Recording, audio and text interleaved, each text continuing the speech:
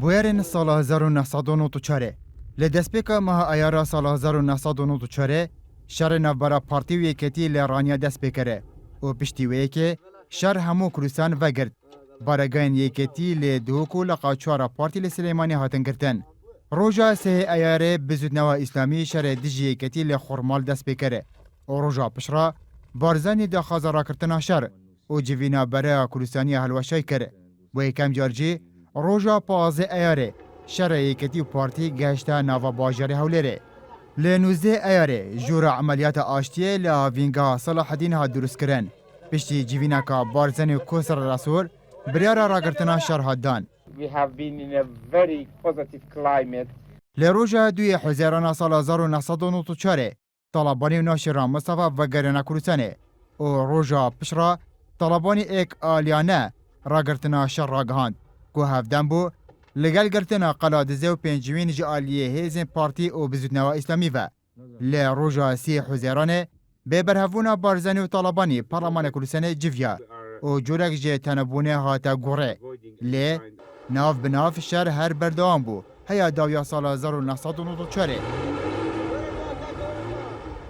بویان سال 1995 و سال 1996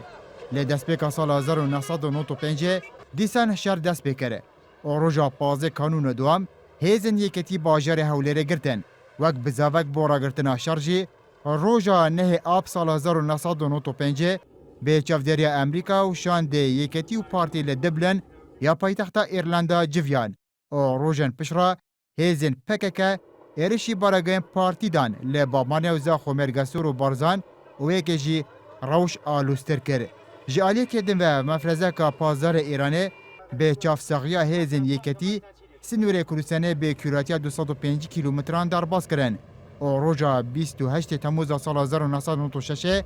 لحیب سلطان ایرشی باراگین حزب دموکراتا کروسانه ایرانه دان.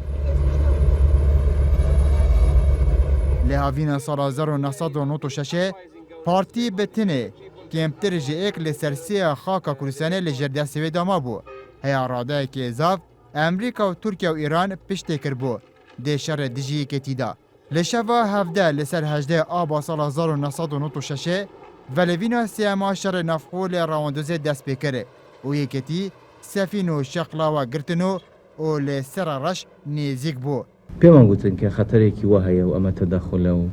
مسعود بارزانی سروکی پارتی روژا 22 آب نامەیەکە بۆ سەدام حسین شاند و تێدا داخوازە هاریکاریە کرد. سبێدا روژا شەمبی 31 ئابا ساڵ 1996 ئارتێشە عێراقê بە چافساخیە هێزن پارتی لە چەند ئالیان و ئێرشی سەر باژێرê هەولێرê کرد ku 20 هەیە 30,000 سەرباز و نێزیکî 500 تانگان لە هێزên garda komarî û feyleqa êk û pênc pêk hatbû. Artêşa Iraqê li mihwarên Kanî, Qirjala û Quşteba û çendîn cihêne derdora Hewlêrê beref nava Hewlêrê hatin. Êkeme şikestina hêzên yêketî li rêka guêrê Hewlêr rîda û pêkê jî şêraza berûkên şerên yêketî têk çû û nekarîn beravaniye bikin. û di hemaka kêm de bajêrê Hewlêrê hat girtin û de baba geştine avahiyê parlemanî. Herçende Kosir Resul rej bû li ser wêkê ku vê di nava Hewlêrê de beravanî bêtekirin. Bi taybet ku heya êvara Swêkî ab caranivîsê Hêro İbrahim Ehmed